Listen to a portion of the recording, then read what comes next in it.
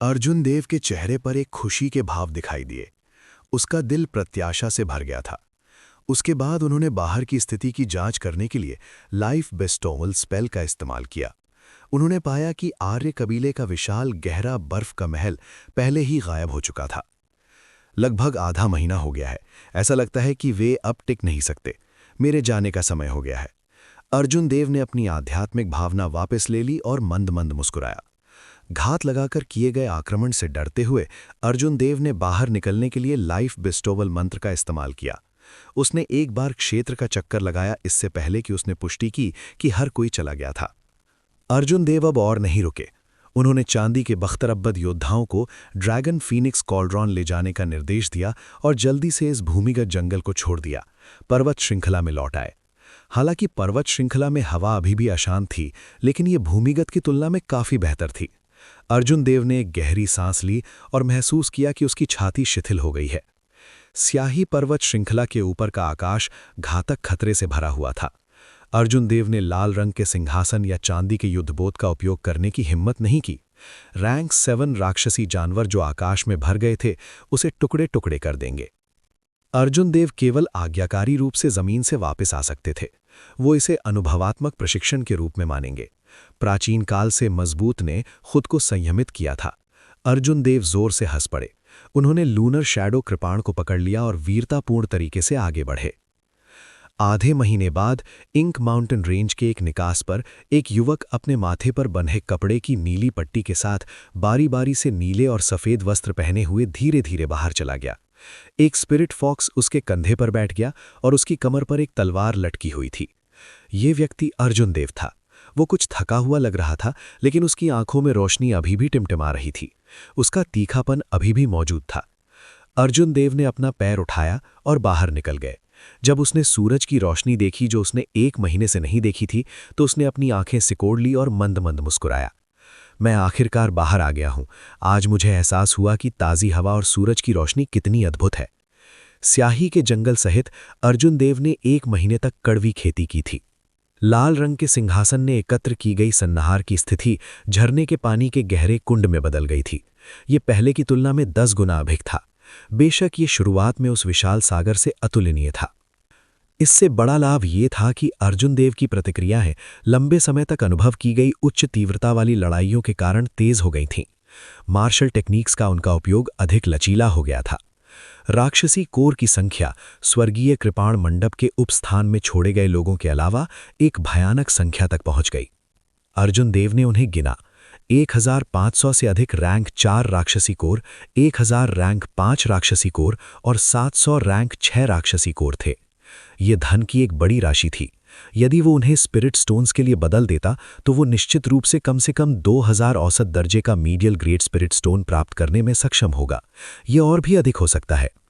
अर्जुन देव की वर्तमान साधना गति के साथ वो एक दिन में 1 मीडियल ग्रेड स्पिरिट स्टोन का खपत करेगा। 2000 औसत दर्जे का मीडियल ग्रेड स्पिरिट स्टोन उसके लिए 6 साल तक उपयोग करने के लिए पर्याप्त होगा।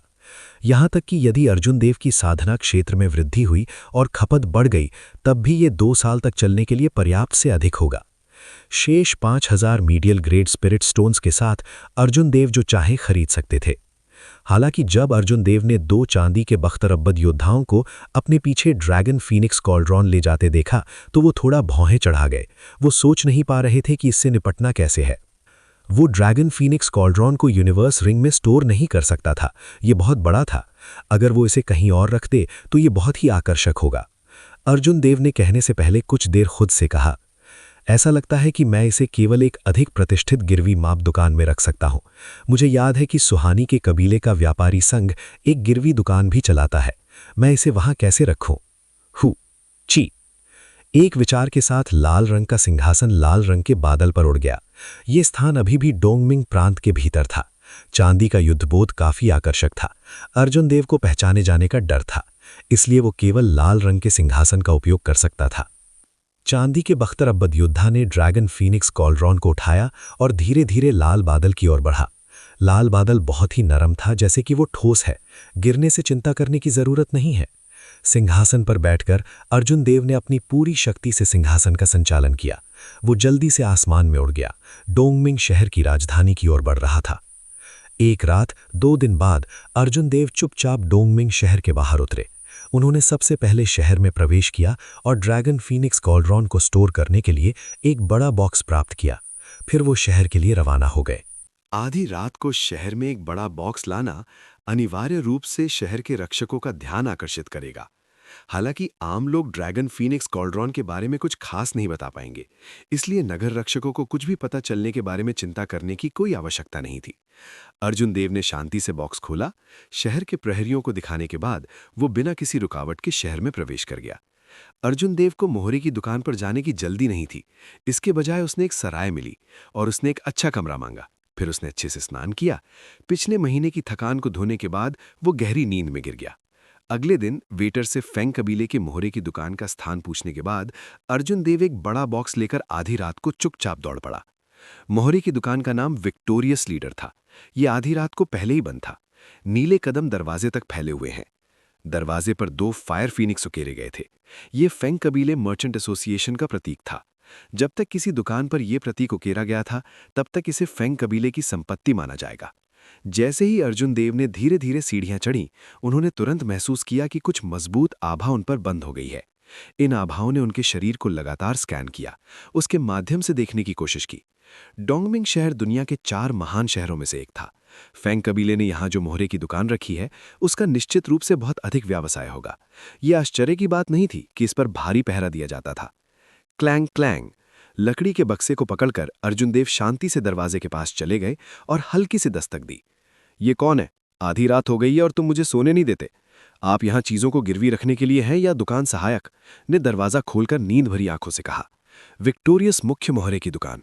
हम रात में व्यापार नहीं करते हैं, कल वापस आओ।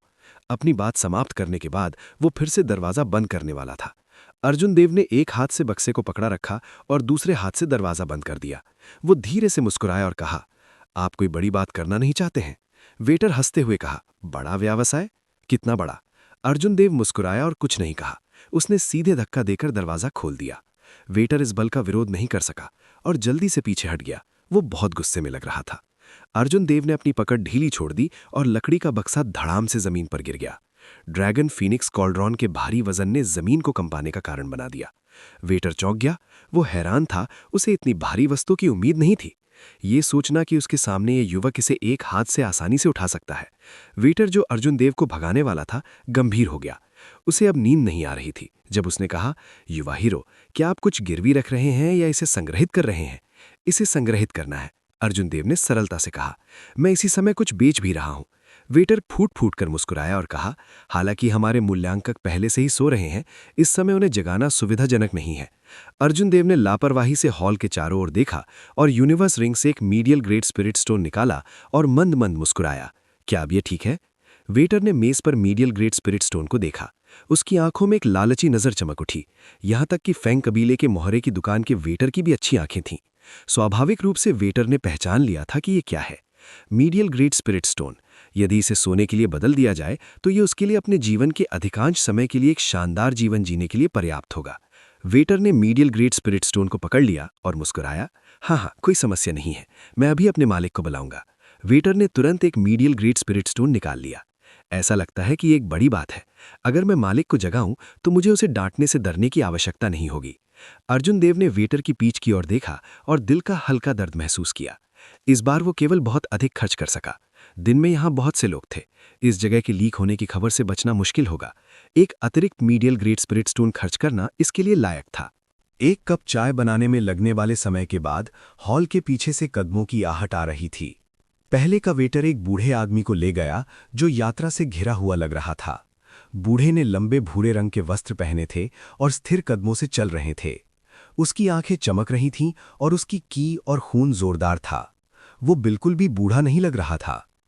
जब बूढ़ा व्यक्ति अर्जुन देव के सामने पहुंचा तो उसने मुट्ठी बांधकर सलाम किया और मुस्कुराया। मेरे परिवार का नाम हुआंग है। मैं विजयी मुख्य मोहरे की दुकान का मुख्य मूल्यांकक हूं। मैंने अभी तक यंग हीरो का नाम नहीं पूछा है। ऐसे बहुत से लोग नहीं थे जो एक टिप के रूप में मीडियल ग्रेड स्पिरिट स्टोन निकाल सकते थे। जब वे बोल रहे थे तो बूढ़े व्यक्ति ने सावधानी से अर्जुन देव को आकार दिया। वो इतनी कम उम्र में पहले से ही एक मीडियल ग्रेड मार्शल सैंट थे। हालांकि ये अजीब नहीं था। ऐसे युवाओं को एक उत्कृष्ट प्रतिभा माना जा सकता है, हालांकि उनमें से कई हर जगह थे। हालांकि बूढ़े व्यक्ति को इस व्यक्ति से एक खतरनाक आभा महसूस हुई। बूढ़ा आदमी बहुत पहले ही एक शिखर अवरग्रेड मार्शल किंग बन गया था।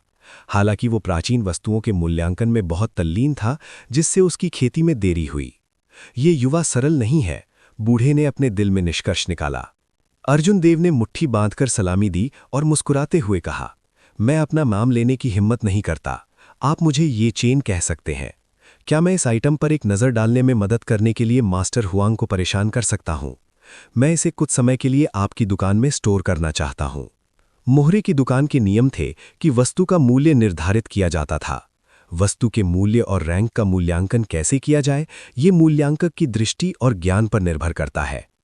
अर्जुन देव ड्रैगन फीनिक्स कॉल्ड्रन को यहाँ लाए थे क्योंकि वो इस अवसर का उपयोग करके इसका मूल्यांकन करना चाहते थे। वो देखना चाहते थे कि क्या वो दूसरे पक्ष से कोई उपयोगी जानकारी प्राप्त कर सकता है। मास्टर हुआंग ने थोड़ा सिर हिलाया। अर्जुन देव ने अपना हाथ फड़काया और ऊर्जा के 4 स्ट्रैंड भेजे। बॉक्स तुरंत खुल गया, जिससे ड्रैगन फीनिक्स कॉल्ड्रन का पता चला। कढ़ाई पर उकेरा गया ड्रैगन और फीनिक्स बहुत जिंदा लग रहा था। एक ड्रैगन और एक फीनिक्स ने एक दूसरे का पीछा किया। कढ़ाई ने एक प्राचीन और भारी आभा दी। मास्टर हुआंग के सामने ड्रैगन फीनिक्स कॉल्ड्रन तुरंत दंग रह गया। उसकी अभिव्यक्ति जम गई और वो जीभ से बंध गया। वो इतना सदमे में था कि वो ठीक से बोल नहीं पा रहा था। ड्रैगन, फीनिक्स कढ़ाई, ये वास्तव में ड्रैगन फीनिक्स कॉल्ड्रन की 3 प्रतिकृतियों में से एक है। क्यों? ये आपके साथ क्यों है? जब अर्जुन देव ने बूढ़े के हावभाव में बदलाव देखा तो उसने मन ही मन सोचा, ऐसा लगता है कि कोई मौका है। अर्जुन देव ने खड़े होकर पूछा, बूढ़े सर, क्या आप इस कढ़ाई को पहचानते हैं? मास्टर हुआंग ने अपनी बुद्धि वापस पा ली और जानते थे कि उन्होंने अपना आपा खो दिया है। वो माफी मांगते हुए मुस्कुराया। मूल ड्रैगन फीनिक्स कॉल्ड्रन बहुत पहले गायब हो गया था। केवल 3 प्रतिकृतियां बची हैं। फैंग कबीले ने हजारों वर्षों से इस कढ़ाई की खोज की है। मुझे उम्मीद नहीं थी कि ये छोटे भाई के हाथों में दिखाई देगा। अर्जुन देव के दिल की धड़कन रुक गई। क्या ऐसा हो सकता है कि फैंग कबीले ने पहले ही गुप्त खजाने को परिष्कृत करने की विधि को समझ लिया हो? इस कढ़ाई को छोड़कर सब कुछ तैयार है। युवा हीरो ये चेन, क्या ये बूढ़ा आदमी ये पूछने का साहस कर सकता है कि क्या आप इस कढ़ाई को बेचने के लिए तैयार हैं? यदि आप हैं तो फैंग कबीला कोई भी कीमत वहन करने में सक्षम होगा। मास्टर हुआंग ने मुड़कर धीरे से पूछा। स्वाभाविक रूप से अर्जुन देव का ड्रैगन फीनिक्स कॉल्ड्रन को बेचने का कोई इरादा नहीं था, जिसे प्राप्त करने के लिए उन्होंने इतना प्रयास किया था। उन्होंने अपना सिर हिलाया और अस्वीकार कर दिया। मुझे माफ करें, मैं इसे केवल स्टोर करूंगा और इसे नहीं बेचूंगा। बूढ़े सर, आप इस कढ़ाई के बारे में क्या जानते हैं? क्या आप इस जूनियर को इसके बारे में बता सकते हैं? मास्टर हुआंग की आंखों में एक अजीब सी नजर चमकी। वो धीरे से मुस्कुराया और कहा, मैंने केवल इस कढ़ाई को पहचाना, मुझे इसके बारे में कैसे पता चलेगा? युवा हीरो ये चेन बहुत दयालु है। अर्जुन देव की निगाहें बिजली की तरह थीं, जैसे उन्होंने बूढ़े व्यक्ति के हाव भाव को ग्रहण किया। वो जानता था कि ये बूढ़ा जानबूझकर कुछ नहीं कह रहा है, इसलिए वो उससे परेशान नहीं हो सकता था। उन्होंने कहा, कोई बात नहीं, चूंकि बूढ़ा कहने को तैयार नहीं है तो एक कीमत बताएं। मैं इस कढ़ाई को 1 साल के लिए यहां स्टोर करना चाहता हूं। मास्टर हुआंग ने कहने से पहले कुछ देर सोचा और कहा, 50,000 अवर ग्रेड स्पिरिट स्टोन। तुम्हारा क्या विचार है? शायद एक और तरीका है। तुम इस कढ़ाई को हमारे फैंग कबीले को उधार दे सकते हो। तुम किसी भी समय आ सकते हो और इसे ले सकते हो। अगर ऐसा है तो न केवल हमें तुम्हारे स्पिरिट स्टोन की आवश्यकता नहीं होगी, बल्कि हम हर साल तुम्हें 1 लाख अवर ग्रेड स्पिरिट स्टोन भी देंगे। अर्जुन देव ने बहुत देर तक सोचा। थोड़ी देर बाद उसने अपने दिल में एक फैसला किया। उन्होंने कहा, शूर, लेकिन मैं इस बारे में तुम्हारे यंग मास्टर से व्यक्तिगत रूप से चर्चा करना चाहता हूं। अर्जुन देव के अपने विचार थे। हालांकि उसके पास ड्रैगन फीनिक्स कॉल्ड्रन और लूना ट्रू फ्लेम था, लेकिन उसे सटीक विधि नहीं पता थी। यदि वो इन्हें रखता है तो उसे विधि का पता लगाने के लिए लंबे समय की आवश्यकता होगी। अर्जुन देव ड्रैगन फीनिक्स कॉल्ड्रॉन को सुहानी को सौंप सकते हैं और गुप्त खजाने को परिष्कृत करने की विधि के लिए इसका आदान प्रदान कर सकते हैं। उसके बाद वो उसे कुछ समय के लिए ड्रैगन फीनिक्स कॉल्ड्रॉन का उपयोग करने देगा। इसे उसके कुछ एहसानों को चुकाने के रूप में माना जा सकता है। सबसे खास बात यह थी कि अर्जुन देव वाकई उन्हें देखना चाहते थे। स्वर्गीय कृपाण मंडप में लौटने के बाद अर्जुन देव को पूर्वाभास हुआ कि वो जल्द ही महान किन राष्ट्र छोड़ देंगे। जब अर्जुन देव ने सुहानी के वादे को स्वीकार कर लिया तो उसने उसे अपनी तलाश में आते नहीं देखा। हालांकि उसने राजकुमारी यिंग यू को एक बार उसकी तलाश करने के लिए कहा, हालांकि उसने चीज़ों को स्पष्ट रूप से नहीं समझाया। ग्रेट किन नेशन छोड़ने के बाद अर्जुन देव को नहीं पता था कि वो कब लौटेंगे। वो इस अवसर का लाभ उठाकर सुहानी के साथ अच्छी बातचीत कर सकते हैं। जब मास्टर हुआंग ने अर्जुन देव की बातें सुनी तो वो थोड़ा अचंभित रह गए। उन्होंने कुछ शर्मिंदगी के साथ कहा, यंग हीरो, ये फेंग परिवार का एक बड़ा व्यवसाय है और शेंग कुई मोहरे की दुकान सिर्फ एक छोटी सी जगह है। मिस फेंग को यहाँ आमंत्रित करना वास्तव में थोड़ा अचानक है। इसके अलावा मैं कड़ाही उधार लेने का निर्णय ले सकता हूँ। दरअसल फेंग कबीले की पूरे महाद्वीप में दुकानें थीं। हालांकि ड्रैगन फीनिक्स कॉल्ड्रॉन महत्वपूर्ण था, लेकिन सुहानी को ख़त्म करने की कोई आवश्यकता नहीं थी। इसके अलावा सुहानी लंबे समय से फेंग कबीले के व्यवसाय के लिए महाद्वीप के चारों ओर दौड़ रहा था। कुछ विशिष्ट दिनों के अलावा उसके पास कोई निश्चित निवास नहीं था। उसे मास्टर हुआंग की स्थिति के साथ आमंत्रित करना मुश्किल होगा। मास्टर हुआंग ने अर्जुन देव को कठिनाइयों के बारे में बताया। अर्जुन देव ने कुछ देर सोचा और कहा, तो उस मामले में कोई बात नहीं, मैं इस ड्रैगन फीनिक्स कॉर्ड्रोन को यहीं छोड़ दूंगा। यदि आप सुहानी के साथ अपॉइंटमेंट ले सकते हैं तो आएं और मुझसे इसे उधार देने के बारे में बात करें। जब मास्टर हुआंग ने यह सुना तो उनकी अभिव्यक्ति बदलने से खुद को नहीं रोक सकी। उसे लगा कि यह बहुत अफसोस की बात है। जैसे ही वो अर्जुन देव को रुकने के लिए कहने ही वाला था कि अचानक उसे कुछ याद आया। उसका चेहरा फिर से मुस्कान से भर गया। उसने प्रत्याशा में पूछा, यंग हीरो वरुण, क्या मैं पूछ सकता हूं कि क्या आप स्वर्गीय कृपाण मंडप के कीनयुन पीक के ये चैन हैं? अर्जुन देव को लगा कि ये अजीब है। उसने सिर हिलाया और अपनी पहचान साबित करने के लिए अपना पहचान टोकन निकाला। उसने पूछा, क्या गलत है? क्या मास्टर हुआंग मुझे पहचानते हैं? बूढ़े हुआंग ने मुस्कुराते हुए कहा, इस बारे में यंग मास्टर वरुण से पूछने की कोई ज़रूरत नहीं है। यदि आप मुझ पर विश्वास करते हैं तो पहले ड्रैगन फीनिक्स कॉल्ड्रोन को यहाँ छोड़ सकते हैं। कल आधी रात को वापस आओ और तुम मिस फेंग को देख पाओगे। ये वाकई अजीब है। अर्जुन देव को नहीं पता था कि उनका इतना बड़ा प्रभाव है। चूंकि ऐसा ही था तो वो कल वापस आ जाएगा। ड्रैगन फीनिक्स कॉल्ड्रोन को यहाँ छोड़ने के बारे में चिंता करने की कोई ज़रूरत नहीं थी। हालांकि एक और मामला था जिसे अब सुलझाया जा सकता था। अर्जुन देव ने कहा, तो फिर बात तय हो गई है। मेरे पास अभी भी कुछ राक्षसी कोर हैं। मुझे आश्चर्य है कि क्या बूढ़ा हुआंग मुझे उनका मूल्यांकन करने और कुछ व्यवसाय करने में मदद कर सकता है। बूढ़े हुआंग मुस्कुराए और कहा, यह आसान है। क्या आप उन्हें गिरवी रखना चाहते हैं या बेचना? उन्हें बेच दो। अर्जुन देव के बोलने के बाद उसने अपने ब्रह्मांड की अंगूठी से राक्षसी कोर के 3 बड़े ढेर डाले। सबसे बड़ा ढेर रैंक 4 राक्षसी कोर था, सबसे छोटा रैंक 5 और सबसे छोटा रैंक 6। बूढ़े हुआंग के चेहरे पर मुस्कान तुरंत जम गई। वो अवाक रह गया। ये तथाकथित राक्षसी कोर था। एक मोटे तौर पर गिनती ने उसे 3000 से अधिक राक्षसी कोर दिए। इतनी बड़ी संख्या के साथ विक्टोरियस चीफ पॉन शॉप का वार्षिक व्यवसाय शायद इतना ही था। बगल में वेटर पूरी तरह से अवाक रह गया।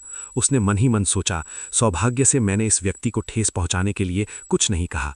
जब उसने सोचा कि वो इस व्यक्ति का मजाक उड़ाने के लिए कैसे तैयार था तो उसे लगा कि वो वास्तव में भाग्यशाली था। अर्जुन देव ने कहा, बूढ़े हुआंग, क्या गलत है? क्या संख्या बहुत बड़ी है? बूढ़े हुआंग ने अपनी बुद्धि पुनः प्राप्त की और आह भरी, बड़ी नहीं, बिल्कुल बड़ी नहीं। मैं अन्य मूल्यांकनकर्ताओं को बुलाऊंगा। हम निश्चित रूप से 1 घंटे में यंग मास्टर यह को एक विशिष्ट संख्या देंगे। अर्जुन देव ने मुस्कुराते हुए कहा, कोई जल्दी नहीं है। इससे कोई फर्क नहीं पड़ता कि मैं थोड़ी देर और इंतजार करूं।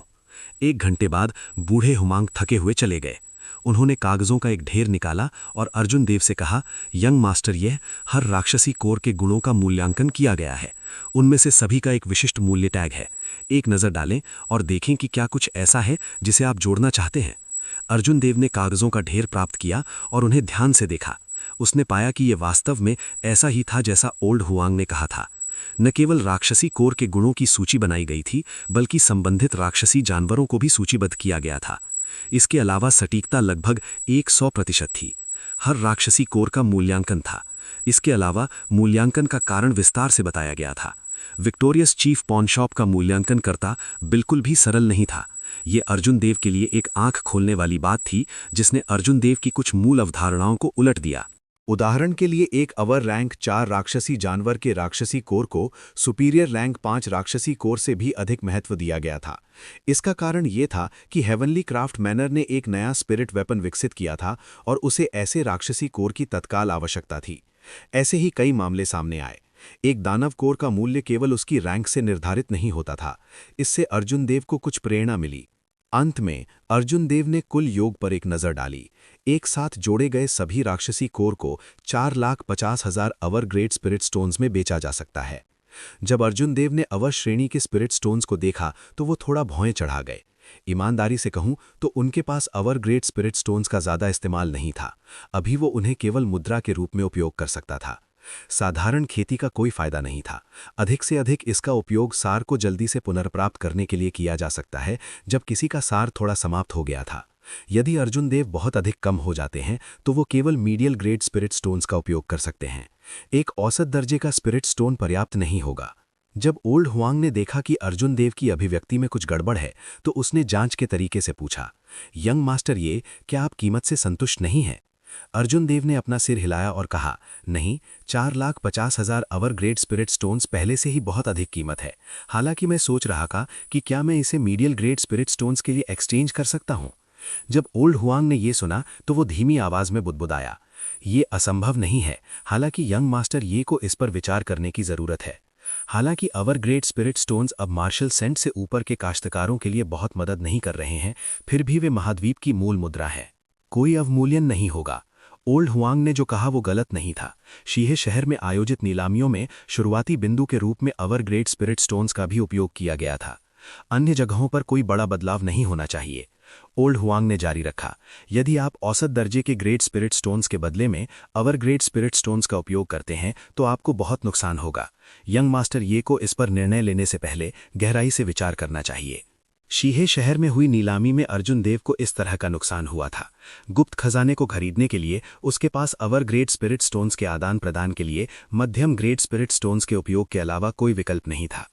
यदि उसने पहले से पर्याप्त मात्रा में अवर श्रेणी के स्पिरिट स्टोन्स तैयार किए होते तो ऐसी स्थिति नहीं होती। हालांकि अर्जुन देव को मीडियल ग्रेड स्पिरिट स्टोन्स की तत्काल आवश्यकता थी। उन्हें लगता था कि भविष्य में इनका बहुत काम आएगा। अब जब उसके पास अवसर था तो उसे उन्हें मीडियल ग्रेड स्पिरिट स्टोन्स के लिए बदलना पड़ा। अर्जुन देव ने पूछा, एक संख्या बताएं, इन 4,50,000 अवर ग्रेड स्पिरिट स्टोन्स के बदले में कितने मध्यम दर्जे के ग्रेड स्पिरिट स्टोन्स का आदान प्रदान किया जा सकता है? बूढ़े हुआंग ने सीधे उत्तर दिया, अधिकतम 3,000। ये उस खाते पर एक रियायती मूल्य है जिससे आप मिस फेंग से परिचित है। एक मध्यम ग्रेड का स्पिरिट स्टोन 100 अवर ग्रेड के स्पिरिट स्टोन के लिए बदला जा सकता है। यदि ये अवर ग्रेड के स्पिरिट स्टोन्स के लिए मध्यम ग्रेड का स्पिरिट स्टोन था या एक मीडियल ग्रेड स्पिरिट स्टोन के लिए 200 अवर ग्रेड स्पिरिट स्टोन्स था तो कोई भी अपनी आस्तीन पर हंस रहा होता। इसलिए ओल्ड हुआंग द्वारा दी गई कीमत वास्तव में एक रियायती मूल्य थी। इसके अलावा ये अर्जुन देव की अपेक्षा से कहीं अधिक था।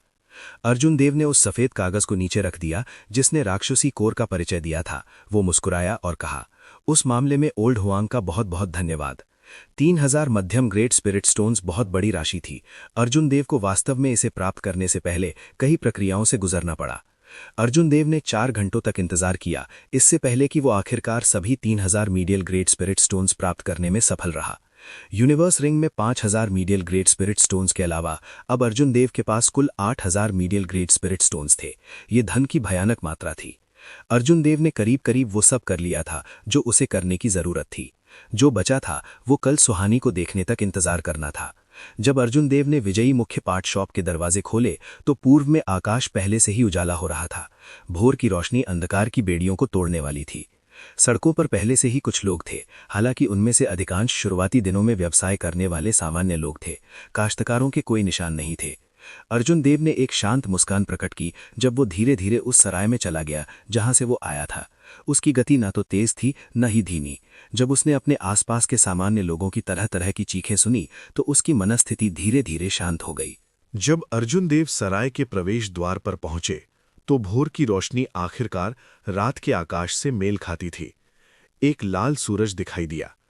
अर्जुन देव रुक गया और ऊपर देखा। उगता सूरज खंभे की तरह लाल था। हालांकि ये बहुत गर्म नहीं था। केवल इस समय एक साधारण व्यक्ति सीधे सूर्य की ओर देख सकता था। अर्जुन देव ने गहन विचार में प्रवेश किया। वह सुबह के इस उग्र सूरज की तरह था। उसका भविष्य उज्जवल था, लेकिन वो वास्तव में धधकते सूरज की रोशनी का उत्सर्जन करने में सक्षम नहीं हो सकता था। हालांकि ये अज्ञात कारकों से भरा था। प्राचीन काल से ऐसे अनगिनत प्रतिभाएं थीं जो सूरज उगने पर समय से पहले मर गईं, पूरी तरह से गिर गईं। आगे का रास्ता उबड़-खाबड़ होगा, उसे सावधान रहना था। जैसे ही अर्जुन देव सोच में डूबे हुए थे, वेटर ने सराय के दरवाजे खोल दिए। अर्जुन देव ने अपने विचारों को इकट्ठा किया और वेटर की चकित निगाहों के नीचे चला गया। अजीब बात है, क्या ये व्यक्ति कल रात बाहर नहीं गया था? वो आज सुबह फिर से क्यों आया? वेटर अर्जुन देव की पीठ की ओर देखते हुए बुदबुदाया। अपने कमरे में लौटने के बाद अर्जुन देव ने नहाया और सीधे खेती करने के लिए अपने बिस्तर पर चले गए। पर्पल थंडर डिवाइन इंटेंशन लंबे समय तक 5वीं परत में बना हुआ था। तीसरी परत के बाद पर्पल थंडर डिवाइन इंटेंशन की खेती करना कठिन होता गया। हालांकि हर परत के साथ उसकी ताकत में गुणात्मक परिवर्तन होगा। जब वो तीसरी परत में टूट गया तो purple thunder true fire origin flame बन गया। जब वो चौथी परत तक पहुंच गया तो पर्पल थंडर ट्रू फायर की ताकत एक और स्तर बढ़ गई। इसमें निहित थंडर की उत्पत्ति शुद्ध और अधिक संघनित हो गई। अर्जुन देव को नहीं पता था कि 5वीं परत को तोड़ने पर उन्हें किस प्रकार का आश्चर्य मिलेगा। उन्होंने आशा व्यक्त की कि समय आने पर पर्पल थंडर ट्रू फायर की मात्रा और शक्ति में एक और स्तर तक सुधार होगा। अर्जुन देव ने शाम तक साधना की, फिर उसने धीरे से अपनी आंखें खोलीं और अपनी हथेली वापस ले ली। उसने अपनी साधना के कारण हवा में सारी बैंगनी बिजली को अपने दाहिने हाथ में इकट्ठा किया, जिससे धधकती बैंगनी लौ का एक गोला बन गया। बैंगनी लौ धीरे धीरे उसकी हथेली में रिस गई और उसकी बाह में मेरिडियन के माध्यम से उसके शरीर में प्रवेश किया। अंत में ये उसकी दाहिनी आंख में मूल लौ पर इकट्ठा हुआ। एक दिन तक खाना न खाने के बाद अर्जुन देव को भूख लगी। वो नीचे जाने और दावत देने के लिए तैयार हो गया। शाम हमेशा किसी भी सराय या रेस्टोरेंट में सबसे अधिक भीड़ और चहल पहल वाला समय था। अर्जुन देव ने दूसरी मंजिल पर काफी देर तक इंतजार किया। इससे पहले उन्हें खिड़की के पास एक खाली टेबल मिली। क्या तुमने सुना है, डोंगमिंग प्रांत में कुछ बड़ा हुआ? ये कहा जा सकता है कि इसने पूरे महान किन राष्ट्र को हिलाकर रख दिया है। भोजन परोसे जाने की प्रतीक्षा करते समय कुछ काश्तकारों की चर्चा अर्जुन देव के कानों तक पहुंची। एक अन्य व्यक्ति हंसा, हा, ये कितना बड़ा होगा? क्या ये 1 साल पहले कुलीन कुलानों के साथ अर्जुन देव की लड़ाई से भी अधिक चौंकाने वाला है? अर्जुन देव, ये सब अतीत की बात है। वो व्यक्ति 1 साल से दिखाई नहीं दे रहा है। मैं अनुमान लगा रहा हूं कि बड़े परिवार उसका पीछा कर रहे हैं। वो या तो ग्रेट किन को छोड़ चुका है या अपनी पहचान छिपाते हुए जंगल में छिपा हुआ है। वर्तमान महान किन राष्ट्र में उसके रहने के लिए कोई जगह नहीं है। डोंगमिंग प्रांत, रॉयल कोर्ट, शीहे प्रांत और नानलिंग प्रांत सभी उसका शिकार कर रहे हैं। ये सच है। हमें बताओ क्या हुआ? किसी ने बड़ी दिलचस्पी से पूछा। सबसे पहले बोलने वाले व्यक्ति ने शराब का एक घूंट लिया और कहा, 1 महीने पहले आर्य किंग ने विभिन्न देशों की उत्कृष्ट प्रतिभाओं को इकट्ठा किया। मुझे विश्वास है कि आप सभी इस बारे में जानते हैं। विश्वसनीय सूत्रों से पता चला है कि फायर ली संप्रदाय द्वारा छोड़े गए ड्रैगन फीनिक्स कढ़ाई के लिए एकत्रित हुए। इसके अलावा उन्हें वास्तव में ये कढ़ाई मिली। अंत में स्वर्गीय सेबर मंडल के एक अनामिक बट्टे ने विभिन्न देशों की उत्कृष्ट प्रतिभाओं को हराया और कढ़ाई को वापस छीन लिया। क्या ये सच है? ड्रैगन फीनिक्स कढ़ाई एक पौराणिक वस्तु है, ये सोचने के लिए कि ये वास्तव में प्रकट हुआ? दूसरों ने आश्चर्य से कहा। जब अर्जुन देव ने यह सुना तो वो थोड़ा भौं चढ़ा गया। उसने मन में सोचा, ऐसा लगता है कि ड्रैगन फीनिक्स कढ़ाई एक हॉट पोटैटो है। जब मैं स्वर्गीय सेबर मंडल लौटूंगा तो मुझे शायद कुछ दबाव महसूस होगा। वे लोग बातें करते रहे, लेकिन अर्जुन देव को सुनने में कोई दिलचस्पी नहीं थी। भोजन समाप्त करने के बाद वो खेती करने के लिए अपने कमरे में लौट गया। अर्जुन देव की साधना के रूप में समय बहुत तेजी से बीत गया। जब अर्जुन देव ने फिर से अपनी आंखें खोलीं तो आसमान में पहले ही अंधेरा छा गया था। उसने खिड़की खोली और बाहर देखा। बाहर बहुत अंधेरा था, सड़कों पर बहुत कम लोग चल रहे थे। अर्जुन देव ने अपनी चंद्र छाया सेबर को पकड़ा और चुपचाप बाहर कूद पड़ा और विजयी मुख्य मोहरे वाली दुकान की ओर बढ़ा। उसे याद आया कि आखिरी बार वो सुहानी से डोंगमिंग शहर में ही मिला था। ऐसा लग रहा था कि डोंगमिंग शहर में उन दोनों का विशेष भाग्य था। अर्जुन देव ने अपनी पूरी ताकत से ब्लू ड्रैगन क्लाउड स्वारिंग आर्ट को अंजाम दिया। थोड़ी देर में वो फिर से विक्टोरियस चीफ पॉन शॉप पर पहुंचा। इस बार ये कल रात से अलग था। उसे घूरने वाली कोई मजबूत आभा नहीं थी। जैसे ही अर्जुन देव कांसे की सीढ़ियों पर चढ़े, दरवाजे खुल गए। बूढ़ा हुआंग दरवाजे के पीछे से मुस्कुराया। यंग मास्टर, ये कृपया मेरे पीछे आओ। मिस वैंग लंबे समय से इंतजार कर रही हैं। अर्जुन देव ने धीरे से सिर हिलाया और ओल्ड हुआंग के पीछे पीछे विक्टोरियस चीफ पॉन शॉप की सबसे ऊपरी मंजिल पर गेस्ट रूम में चले गए। जब वे दरवाजे पर पहुंचे तो ओल्ड हुआंग चतुराई से चले गए। खुद को शांत करने के बाद अर्जुन देव ने धीरे से धक्का देकर दरवाज़ा खोला। जैसे ही दरवाज़ा खुला, उसने तुरंत पुरुषों के कपड़े पहने सुहानी को हाथ में एक तह पंखा पकड़े हुए देखा। वो बिना किसी बदलाव के पहले जैसी ही लग रही थी। उसकी आभा पहले जैसी ही थी। उसके महीन काले बाल बंधे हुए थे और पुरुषों के कपड़ों ने उसके सुंदर चेहरे को बहुत अलग बना दिया था। वो सुरुचिपूर्ण थी और उसकी आभा उत्कृष्ट थी। कुछ देर तक महसूस करने के बाद अर्जुन देव ने पाया कि सुहानी की खेती अभी भी चरम पर सुपीरियर ग्रेड मार्शल सेंट थी। इससे उन्हें आश्चर्य हुआ। सुहानी के चेहरे पर एक कोमल मुस्कान थी। जब अर्जुन देव उसे आकार दे रहे थे तो उसने भी अर्जुन देव को ध्यान से देखा। जब सुहानी ने अर्जुन देव को फिर से देखा तो उसे लगा कि उसकी आभा और भी अधिक आरक्षित थी। इसके अलावा एक अतिरिक्त आभा थी जिसे वो समझ नहीं सकती थी, जिससे वो कुछ हद तक रहस्यमय लग रहा था। वे दोनों मेज पर आए और एक दूसरे के सामने बैठ गए। सुहानी ने मेज पर रखे चाय के कप उठाए और अर्जुन देव के लिए एक कप चाय डाली। वो धीरे से मुस्कुराई और बोली, बहुत समय हो गया है, आपकी ताकत फिर से बढ़ गई है, बधाई हो। अर्जुन देव ने चाय का प्याला लिया और एक घूंट लिया। फिर उन्होंने विषय जारी रखा, आप हो जिन्होंने मुझे चौंका दिया। महाद्वीप के चारों ओर दौड़ने के बाद आपकी खेती अभी भी मेरी तुलना में अधिक है। सुहानी मंद मंद मुस्कुराई और खुद को एक कप चाय पिलाई। फिर उसने विषय बदल दिया, ये पहली बार है जब आप मुझे खोजने की इतनी जल्दी में है। मैं रातों रात इंपीरियल कैपिटल से भाग आया, क्या कुछ मामला है? अर्जुन देव सुहानी से बहुत सी बातें पूछना चाहते थे। अब जब वो उसके सामने थी तो उसे नहीं पता था कि कहाँ से शुरू करें। अर्जुन देव ने चाय का प्याला नीचे रख दिया और ये कहने से पहले अपने विचारों को व्यवस्थित किया, मुझे जल्द ही महान किन राष्ट्र छोड़ना पड़ सकता है। कुछ महीने पहले आपने यिंग यू से मुझे शाही राजधानी में लाने के लिए कहा था। क्या आप मुझे बता सकते हैं क्यों? अगर मैं आपकी मदद कर सकता हूं तो मैं अपनी पूरी कोशिश करूंगा।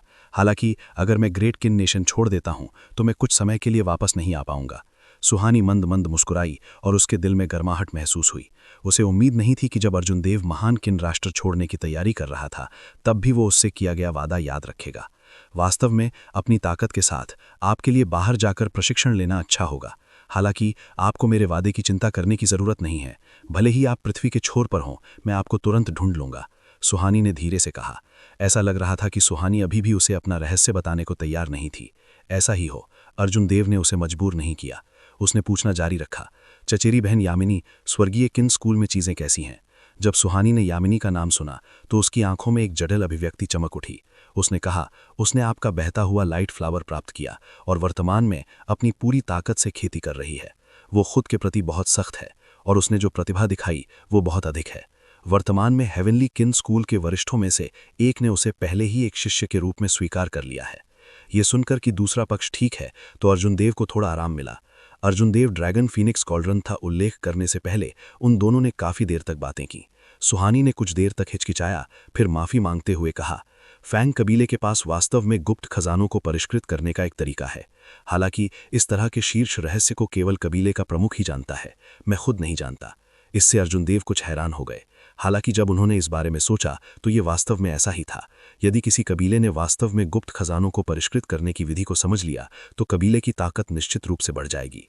ऐसा महत्वपूर्ण रहस्य आमतौर पर कबीले के प्रमुख के हाथों में होता है, अन्यथा अगर ये लीक हो गया तो परिणाम भयानक होंगे।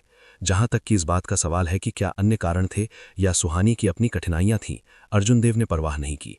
वो दूसरों को मजबूर करना पसंद नहीं करता था। इसके अलावा सुहानी ने पहले ही उसकी काफ़ी मदद की थी। Just heaven rank movement technique, blue dragon cloud soaring art ने महत्वपूर्ण क्षणों में कई बार उसकी जान बचाई थी। ये अनमोल खजाने से भी अधिक मूल्यवान था। मांगने के लिए और क्या था? सुहानी ने कहा, मुझे इस बारे में वास्तव में बहुत खेद है। हालांकि जब आप ड्रैगन फीनिक्स कॉल्ड्रन को फैंग कबीले को सौंप देते हैं तो मैं आपको प्रतिदिन भुगतान कर सकता हूं, हर दिन 10 मध्यम दर्जे के आध्यात्मिक पत्थर, जब तक कि आप ड्रैगन फीनिक्स कॉल्ड्रन नहीं लेते। अर्जुन देव ने हाथ हिलाते हुए कहा, कृपया ऐसा मत कहिए, बस इसे ऐसे मानिए जैसे कि ये आपके फैंग कबीले में है। मेरे लिए तो ये एक गर्म आलू होगा। अर्जुन देव के लिए वास्तव में यही मामला था। अगर वो इसे अपने यूनिवर्स रिंग में स्टोर कर सकता तो ये ठीक होता। हालांकि अगर वो ऐसा नहीं कर पाता तो ये बहुत असुविधाजनक होता। दोनों ने काफ़ी देर तक बातें की। सुहानी ने अर्जुन देव को विभिन्न देशों में देखे गए विशेषज्ञों और विचित्र मार्शल टेक्निक्स के बारे में बताया। इससे अर्जुन देव का क्षितिज विस्तारित हुआ, जिससे वो इसके लिए तत्पर रहा। अंत में जैसे ही वे जाने वाले थे, अर्जुन देव मदद नहीं कर सके, लेकिन उनके दिल में एक सवाल पूछ रहा था। उन्होंने कहा, सुहानी, वास्तव में मैं हमेशा से पूछना चाहता था, तो मेरे लिए इतने अच्छे क्यों हो? पहली बार जब वे मिले तो उसने उसे ब्लू ड्रैगन मेडिसिन कढ़ाई दी। दूसरी बार जब वे मिले तो उसने उसे हेवनली किन स्कूल में प्रवेश करने के लिए आमंत्रित किया। तीसरी बार जब वे मिले तो उसने उसे हेवन रैंक मार्शल तकनीक दी। उसके बाद उसने एक बड़ी आपदा पैदा की। उसने उसकी चिंताओं को दूर करते हुए देव कबीले की देखभाल करने में उसकी मदद की। उसके बाद उसने यिंग यू से उसे इंपीरियल ड्रैगन लीजन में शामिल होने के लिए आमंत्रित करने के लिए कहा। वो उसे अपने असली शरीर को ठीक करने और सामान्य जीवन जीने में मदद करना चाहती थी। ये सब एक बड़ा एहसान था। सुहानी ने बिना किसी शर्त के उसकी मदद की, जिससे उसे संदेह की एक अवर्णनीय भावना महसूस हुई। इस दुनिया में बिना वजह के प्यार जैसी कोई चीज़ नहीं थी, ना ही बिना वजह नफरत जैसी कोई चीज़ थी। किसी ने कर्म का बीज बोया होगा। सुहानी का सुंदर चेहरा थोड़ा स्तब्ध था, हालांकि वो बहुत हैरान नहीं थी। अर्जुन देव से उसे इस सवाल की उम्मीद पहले से ही थी। अर्जुन देव की काली आंखों में दृढ़ संकल्प को देखकर सुहानी के सुंदर चेहरे ने कुछ उदासी प्रकट की। आपकी मदद करना खुद की मदद करने जैसा है। जहां तक सटीक कारण की बात है, मेरे लिए आपको बताना अभी सुविधाजनक नहीं है। जब आप और मैं वास्तव में अपने भाग्य का फैसला कर सकते हैं तो उत्तर अपने आप सामने आ जाएगा। ऐसा लग रहा था कि सुहानी अभी भी उसे ब्लू ड्रैगन मार्शल स्पिरिट के गायब होने का कारण और जियाओ झान ने उसे कबीले से बाहर क्यों भगाया, इसका कारण बताना नहीं चाहता था। ये वो राज थे जो अर्जुन देव को लंबे समय तक परेशान कर रहे थे। ऐसा लग रहा था कि सुहानी से जवाब मिलना मुश्किल होगा। वास्तव में हमारे भाग्य का फैसला करने से उसका क्या मतलब था? कहीं ऐसा तो नहीं हो सकता है कि अर्जुन देव और सुहानी की किस्मत अब उनके हाथ में ना हो? खामोश अर्जुन देव को देखकर सुहानी ने धीरे से कहा, यदि आप वास्तव में जानना चाहते हैं तो आप शाही राजधानी की यात्रा कर सकते हैं। हालांकि मुझे आशा है कि आपके जाने से पहले आपके पास पूर्ण शक्ति होगी, अन्यथा आपका भाग्य पूरी तरह से दूसरों द्वारा नियंत्रित किया जाएगा। ब्लू ड्रैगन मार्शल स्पिरिट के अंतिम उत्तराधिकारी के रूप में आपका अस्तित्व बहुत से लोगों के हितों को प्रभावित करता है। ये कहना अतिशयोक्ति नहीं होगी कि आपका हर कदम खतरे से भरा है। उस समय जब आपके पिता ने आपको देव कबीले से बाहर निकाल दिया था तो मुख्य कारणों में से एक इसमें शामिल लाभ था। वो इसे सहन नहीं कर सकता, पूरा देव वंश इसे सहन नहीं कर सकता। आप बस इतना कर सकते हैं कि मजबूत बने, और कोई रास्ता नहीं है। सुहानी की बातों से अर्जुन देव को सिर दर्द होने लगा। वो ब्लू ड्रैगन मार्शल स्पिरिट के अस्तित्व के बारे में बात कर रही थी। अर्जुन देव के मन में एक अस्पष्ट अनुमान था, शायद ब्लू ड्रैगन मार्शल स्पिरिट ने जो ऊर्जा ली वो उसकी कल्पना से कहीं अधिक थी। हालांकि उन्होंने इसके बारे में बहुत गहराई से सोचने की हिम्मत नहीं की। यहाँ तक कि उन्होंने जानबूझकर अपने और ब्लू ड्रैगन मार्शल स्पिरिट के बीच के संबंध को कम करके आंका। ऐसा इसलिए था क्योंकि शक्ति जितनी अधिक होगी, जिम्मेदारी भी उतनी ही अधिक होगी। वो सिर्फ एक संचारक था, उन्हें इतनी सारी योजनाओं और योजनाओं में शामिल होने की कोई आवश्यकता नहीं थी। वो केवल अपने लिए जीना चाहता था, अधिक सरल होना चाहता था, धीरे धीरे साधना के मार्ग पर चलना चाहता था, कदम दर कदम चरम पर पहुंचना चाहता था। हालांकि सुहानी की बातों ने अर्जुन देव के कुछ अनुमानों की पुष्टि की। जिस दिन से उसने ब्लू ड्रैगन मार्शल स्पिरिट को जगाया, चाहे वो सक्रिय हो या निष्क्रिय, इच्छित हो या अनिच्छित, वो पहले से ही कुछ मामलों में फंसा हुआ था। इससे बचने की कोशिश चाहे जितनी हो, वो इससे बच नहीं सकता। चाय का प्याला उठाकर अर्जुन देव ने उसे एक घूंट में छान लिया। उसने चाय के प्याले को लकड़ी की मेज पर जोर से रखा और खुद को शांत किया। उन्होंने कहा, सच्चाई चाहे जो भी हो, मैं अपने लिए और उन लोगों के लिए जी रहा हूं जिनकी मैं परवाह करता हूं। अंत में मेरा भाग्य कुछ ऐसा है कि मुझे इसके लिए खुद लड़ना होगा। मैं तुम्हारा ऋणी हूं। अगर मैं भविष्य में तुम्हें चुकाना चाहता हूं तो मैं ऐसा करने में संकोच नहीं करूंगा। मैं पहले अपनी छुट्टी ले लूंगा। अर्जुन देव के बोलने के बाद वो सीधे इस जगह से चले गए। सुहानी ने अपने चेहरे पर एक आश्चर्य के भाव से अर्जुन देव के प्रस्थान करते हुए आकार को देखा। काफी देर बाद हॉल के बाहर एक गुप्त दरवाजा खुला। लाल वस्त्र पहने एक सुंदर महिला हॉल में प्रकट हुई। खूबसूरत महिला की आभा एक सुंदर थी। वो लगभग 30 साल की थी, लेकिन उसके उत्कृष्ट चेहरे ने उसे ऐसा लग रहा था जैसे वो केवल 18 या 19 वर्ष की थी। ऐसा लगता है कि समय ने उसके चेहरे पर कोई निशान नहीं छोड़ा है। अगर कोई ध्यान से देखता है तो उसे पता चल सकता है कि अर्जुन देव इस महिला से कुछ मिलता जुलता था। जब सुहानी ने सुंदर महिला को देखा तो उसने धीरे से कहा, चाची, वो आपकी ठीक सामने है। क्या आप बाहर आकर उससे मिलने नहीं जा रहे हैं? खूबसूरत महिला ने उसकी आंखों में दुख का एक निशान प्रकट किया। उसकी आंखों के कोने नम लग रहे थे। उसने धीरे से कहा, कोई ज़रूरत नहीं है, मैं उसका बहुत ऋणी हूं। मैं उनकी आवाज़ सुनकर ही संतुष्ट हूं। सुहानी ने ऊंची इमारत की खिड़की के पास जाकर बाहर देखा। उसने देखा कि अर्जुन देव प्रकाश की बैंगनी किरण में बदल रहा है और तेजी से उड़ रहा है। उसने उदासीनता से कहा, मुझे विश्वास है कि वो व्यक्ति है जिसका मैं इंतजार कर रही हूं। मैं अपने पिता और बुजुर्गों की सभा के फैसले के खिलाफ लड़ने की पूरी कोशिश करूंगा। जो वादा 1000 साल से चला आ रहा है उसे पूरा किया जाना चाहिए। उसके दिल में अभी भी एक वाक्य था जिसे उसने जोर से नहीं कहा। जैसा कि अर्जुन देव ने कहा था, अंत में भाग्य एक ऐसी चीज है जिससे आपको अपने लिए लड़ना होगा। जिस महिला को सुहानी ने अपनी चाची के रूप में संदर्भित किया था, उसने सुहानी को देखा और ऐसा लग रहा था कि वो अतीत में खुद के बारे में सोचती है। उसने अपने दिल में आह भरी। विजयी मुख्य मोहरे की दुकान छोड़ने के बाद अर्जुन देव ने 2 दिनों के लिए एक सराय में आराम किया। फिर उन्होंने शेष ब्लैक संप्रदाय मिशनों को पूरा करना शुरू किया। मिशन के दौरान उन्होंने सुहानी को ये खबर फैलाते हुए सुना कि ड्रैगन फीनिक्स कॉल्ड्रॉन पहले से ही फेंग कबीले के हाथों में है और लोगों का आना और देखने के लिए स्वागत है। जब अर्जुन देव ने पहली बार ये खबर सुनी तो वो थोड़ा दंग रह गए। हालांकि उसने जल्दी ही इसका पता लगा लिया।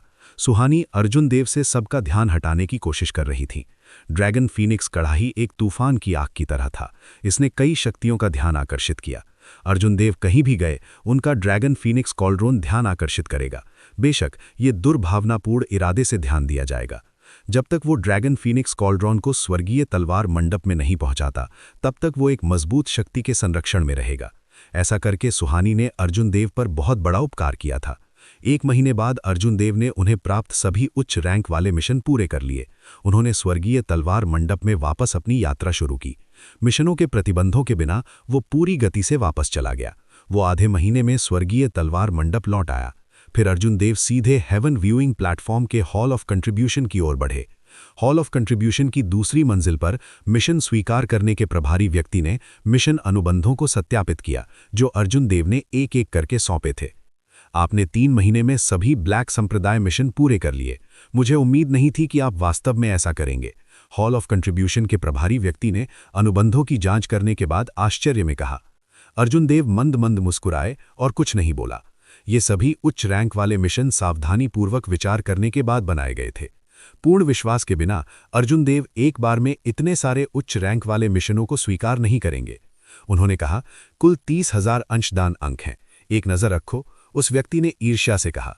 एक ही समय में एक व्यक्ति द्वारा 30,000 योगदान अंक प्राप्त किए गए थे। ये पहली बार था जब उन्होंने अपने प्रशासक के कई वर्षों में इस तरह की कोई चीज़ देखी थी। अर्जुन देव ने इसे शांति से स्वीकार किया और अपना धन्यवाद दिया। उसके पीछे के प्रशासक ने कहा, योगेश, प्रथम एल्डर ने कहा कि आपके लौटने के बाद आपको उनसे मिलने के लिए कुछ समय निकालना चाहिए। अर्जुन देव रुक गया और मुड़ा। उसने पूछा, क्या यह जरूरी है? उस प्रशासक ने कहा, वास्तव में नहीं। उन्होंने विशेष रूप से आपको निर्देश दिया कि यदि आपके पास समय हो तो जाएं, यदि नहीं है तो इसे भूल जाएं। जैसे ही उस प्रशासक ने कहा, उसने अर्जुन देव को ईर्ष्या से देखा। ये ज्ञात होना था कि प्रथम एल्डर अब स्वर्गीय तलवार मंडप का प्रभारी व्यक्ति था। उसने पहले कभी भी प्रथम एल्डर को किसी के प्रति इतना विनम्र नहीं देखा था। केवल इतना कहा जा सकता है कि अर्जुन देव की क्षमता बहुत अधिक थी। अर्जुन देव ने धीरे से सिर हिलाया और चला गया। वो मोटे तौर पर अनुमान लगा सकता था कि प्रथम एल्डर उसे क्यों खोज रहा था। हालांकि क्योंकि यह अत्यावश्यक नहीं था, इसलिए वो इसे अभी के लिए अलग रख देंगे। मिशन हस्तांतरण पूरा होने के बाद अर्जुन देव तुरंत किंगयुन पीक पर पहुंचा। पूरे स्वर्गीय तलवार मंडप में वो एकमात्र स्थान था जिसने उसे अपनेपन की अनुभूति दी। जब भाटिया, जो स्पिरिट ब्लड येड में था, ने अपने चारों ओर के दृश्यों को महसूस किया तो वो तुरंत बाहर आ गया। वो अर्जुन देव के कंधे पर कूद पड़ा और अपने अंगों को फैलाया। ये अत्यंत प्यारा लग रहा था। बिग ब्रदर योगेश, तुम कब लौटे? पहाड़ से नीचे उतरने की तैयारी कर रहे योगेंद्र शर्मा और बलवीर सिंह को अचानक अर्जुन देव की आकृति दिखाई दी। वे दोनों खुशी से भाग गए। भाटिया योगेंद्र शर्मा और बलवीर सिंह से बहुत परिचित थे। जब उसने उन दोनों को देखा तो वो तुरंत अर्जुन देव के कंधे पर खड़ा हो गया और या ध्वनि के साथ उनका स्वागत किया। इस बात पर उन दोनों को हंसी आ गई। अर्जुन देव बेबसी से मुस्कुराया और भाटिया को नीचे ले गया। उसने सिर हिलाया और मुस्कुराया। मैं अभी कुछ समय पहले नहीं लौटा हूं। बड़ी बहन रू की चोटें कैसी हैं? निशा देव भाटिया के साथ खेल रही थी। जब उसने अर्जुन देव का सवाल सुना तो उसने ऊपर देखा और मुस्कुराते हुए कहा, जब तुम खुद देखेंगे तो तुम्हें पता चल जाएगा, एक आश्चर्य होगा। योगेंद्र शर्मा और मैं पहाड़ से नीचे जा रहे हैं। बलवीर सिंह के लहजे के आधार पर ऐसा लग रहा था कि लियू रू की मेरिडियन की चोटें पूरी तरह से ठीक हो गई हैं। हालांकि अर्जुन देव को यह अजीब लगा कि तथाकथित आश्चर्य क्या था। बगल में मौजूद योगेंद्र शर्मा ने मुस्कुराते हुए कहा, बड़े भाई योगेश, जल्दी जाओ। जब बड़ी बहन रू आपको देखेंगी तो वो निश्चित रूप से खुश होंगी। बड़ी बहन रू पिछले कुछ दिनों से द्वंद्व युद्ध के मैदान में है। अर्जुन देव ने हल्के से सिर हिलाया। उन दोनों को विदाई देने के बाद उन्होंने अपनी गति तेज कर दी और प्रशिक्षण मैदान की ओर उड़ गए। इससे पहले कि अर्जुन देव प्रशिक्षण मैदान के करीब पहुंचते, उन्हें एक मजबूत आभा महसूस हुई। इसके अलावा अर्जुन देव इस आभा से बहुत परिचित थे। अर्जुन देव ट्रेनिंग ग्राउंड के बाहर रुक गए और बुदबुदाए, ये एक मार्शल किंग की आभा है, इसके अलावा ये बहुत शुद्ध है। क्या बड़ी बहन रू टूट गई? ऐसा लग रहा था। ल्यू रू लंबे समय तक मार्शल किंग बनने से केवल एक कदम दूर थीं। अब जब उसने टेंडन रिफाइनिंग फ्लावर प्राप्त किया और उसका पुनर्जन्म हुआ तो उसे टूट जाना चाहिए था। इसके अलावा ये अनुभव शायद उसे अवर ग्रेड मार्शल किंग के शिखर पर पहुंचने की अनुमति देगा। यहां तक कि कुछ अनुभवी मार्शल किंग्स भी उसके लिए मैच नहीं होंगे। लंबे समय तक क्लिंग्यून पीक पर किसी के नहीं आने का एक मुख्य कारण यह था कि किले को पकड़े हुए कोई मार्शल किंग नहीं थे। अब ऐसा लग रहा था कि ये अतीत की बात है। अर्जुन देव को मन की गहराइयों से खुशी महसूस हुई। वो द्वंद्व युद्ध के मैदान में प्रवेश करने का इंतजार नहीं कर सकता था। बूम बूम बूम, प्रशिक्षण मैदान में शक्तिशाली आभा की एक श्रृंखला लगातार फट गई। द्वंद्व युद्ध के मैदान में पवन और सौम्या का अदला बदला चल रहा था। हालांकि पवन काफी दुखी लग रहे थे। चालों का आदान प्रदान करने के बजाय वो एक सैंडबैग की तरह था। बड़ी बहन, आपको इतना निर्दयी होने की जरूरत नहीं है, मैं आपका छोटा भाई हूं। भैंग, सौम्या ने शांति से कहा, बिना पॉलिश की गई जेड बेकार है। यदि आप इस छोटी सी कठिनाई को भी सहन नहीं कर सकते तो मैं भविष्य में क्लिंग्यून पीक को आपको कैसे सौंप सकती हूं? सौम्या ने अपनी म्यान घुमाई और पवन की सलवार को गिरा दिया। म्यान ने पवन की कलाई पर जोर से वार किया, जिससे वो दर्द से चिल्लाने लगा। पवन ने चारों ओर नजर दौड़ाई और अचानक अर्जुन देव को ट्रेनिंग ग्राउंड के बाहर देखा। उसकी आंखें चमक उठीं और उसने जल्दी से खुशी से पुकारा, बड़ी बहन, योगेश यहां है, क्या अब आप रुक सकते हैं? सौम्या ने सीधे पवन के सीने पर वार किया। वो मंद मुस्कुराई, इस कदम का उपयोग करके मुझे फिर से सुस्त करने के लिए बहलाना, यह प्रभावी नहीं है। पवन को इतना दर्द हो रहा था कि वो ठीक से सांस नहीं ले पा रहा था। उसने कई बार खांसते हुए कहा, बड़ी बहन, ये सच है, बाहर देखो। हालांकि सौम्या को इस पर विश्वास नहीं हुआ, लेकिन वो मदद नहीं कर सकती कि सिर घुमाकर देखने के लिए बाहर देखे। उसने तुरंत प्रशिक्षण मैदान के बाहर एक शांत अर्जुन देव को देखा। उसने तुरंत रोक दिया कि वो क्या कर रही थी। पवन ने इस मौके का फायदा उठाते हुए जल्दी से युद्ध के मैदान को छोड़कर अर्जुन देव की ओर दौड़ पड़े।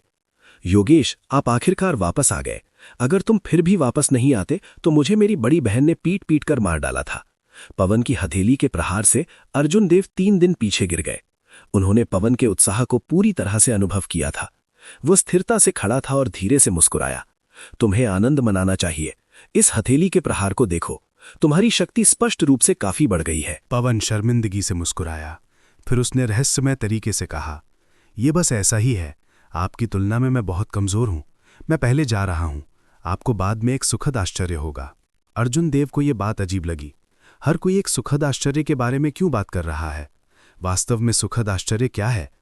सौम्या धीरे से द्वंद्व युद्ध के मैदान से नीचे कूद गई। उसके तंग लाल वस्त्र में उसके सुंदर फिगर को बढ़ा दिया। जैसे ही वो अर्जुन देव के पास चली गई, सौम्या के चंचल चेहरे पर शर्म का निशान था। उसकी अभिव्यक्ति कुछ घबराई हुई लग रही थी।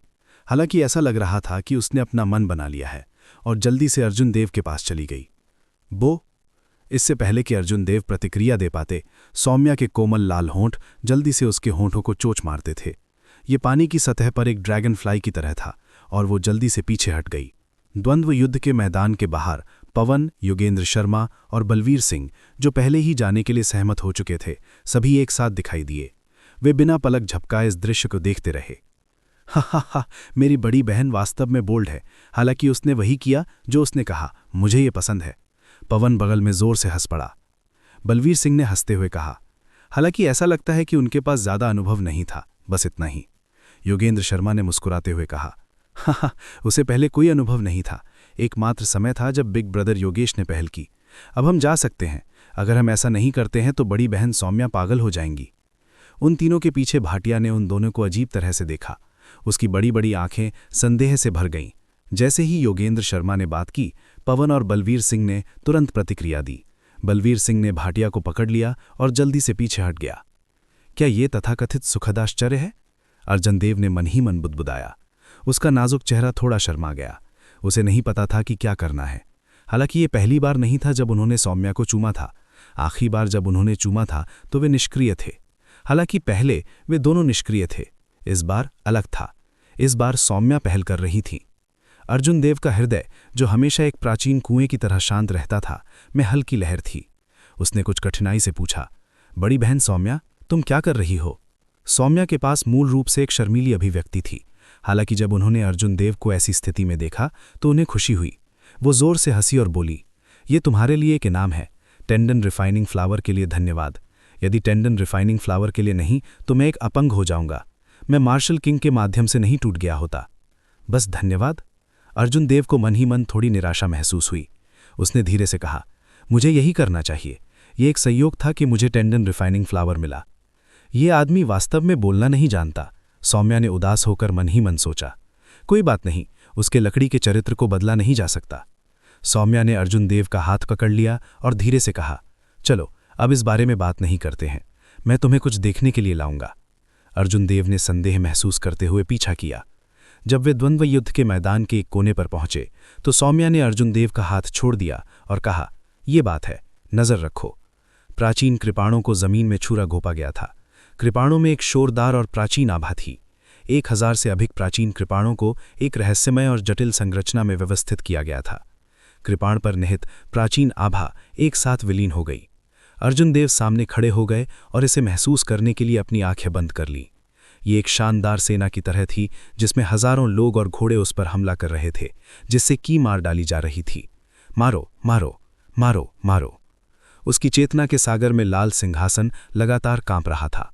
अर्जुन देव ने अपनी आंखें खोली और आश्चर्य से कहा, यह एक मिनी लघु प्राचीन पूर्ण कृपाण संरचना है।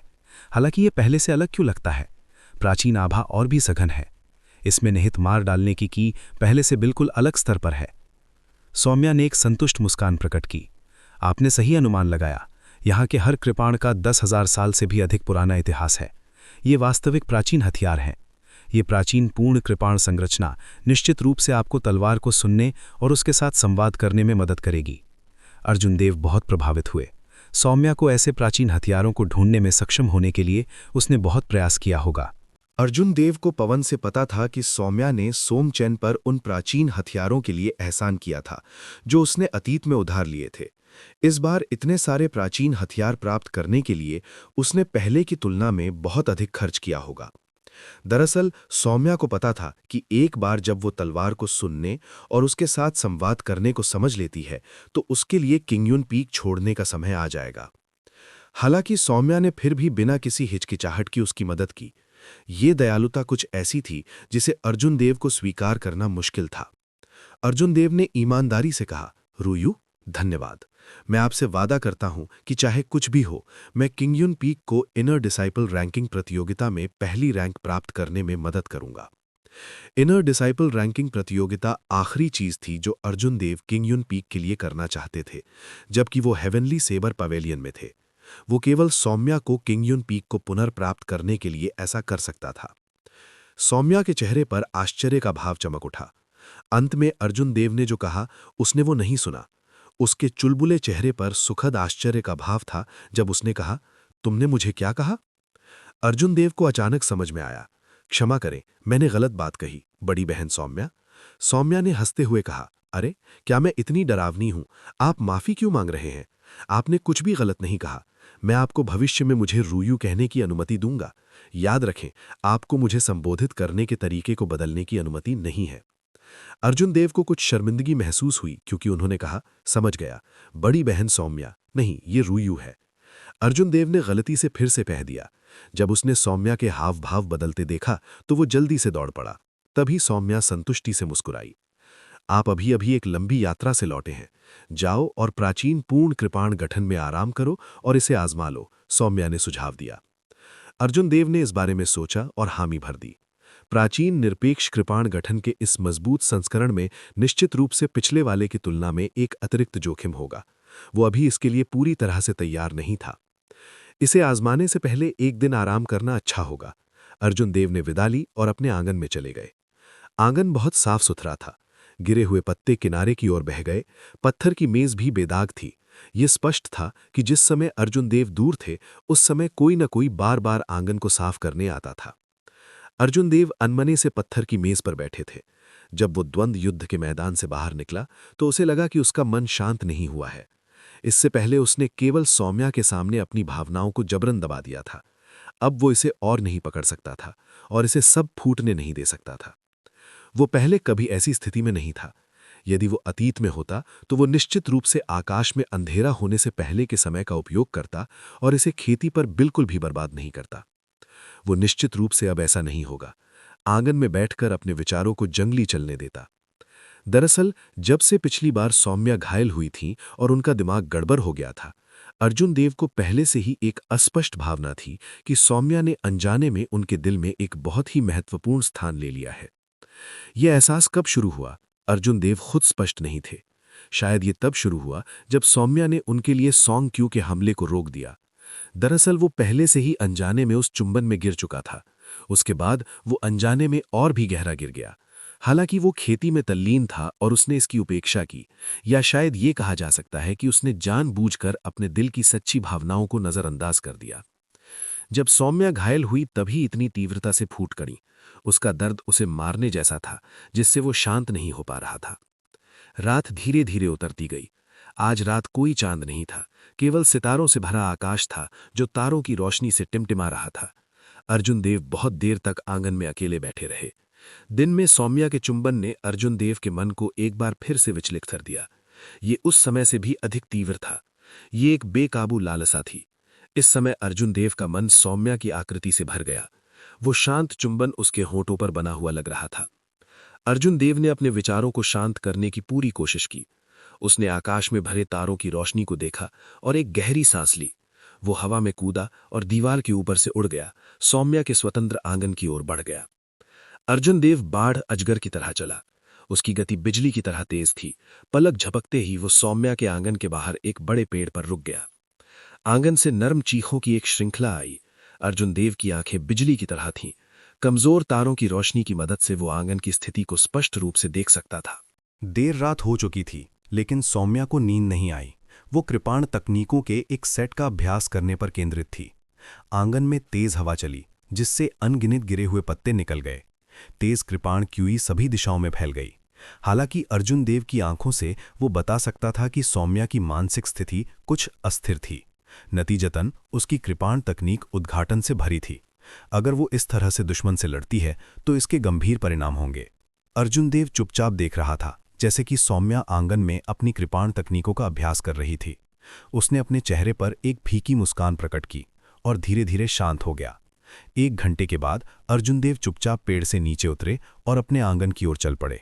अर्जुन देव के पास पहले से ही उनके दिल में धुंधली भावनाओं का जवाब था। हालांकि उन्हें इस बात पर कोई भरोसा नहीं था कि कैसे आगे बढ़ना है। शायद ये इस तरह से बेहतर था। भंग भंग। ठीक इसी समय उसकी छाती के सामने स्पिरिट ब्लड जेड अचानक कांप उठी। अर्जुन देव के हाव भाव थोड़े बदल गए। उसने आश्चर्य से कहा, भाटिया को क्या हुआ? स्पिरिट ब्लड क्लाउड इतनी तीव्रता से क्यों धड़क रहा है? स्पिरिट ब्लड जेड की चेतावनी ने अर्जुन देव को चौंका दिया। स्पिरिट ब्लड जेड अर्जुन देव और भाटिया के बीच की कड़ी थी।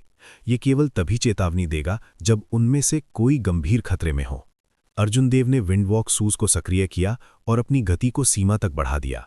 फिर वो उस दिशा में भागा जिसे उसने महसूस किया था। थोड़ी देर बाद अर्जुन देव पहले ही किंग युन चोटी की सीमा छोड़ चुके थे। हालांकि जिस स्थान को उसने महसूस किया था वो अभी भी कुछ दूरी पर था।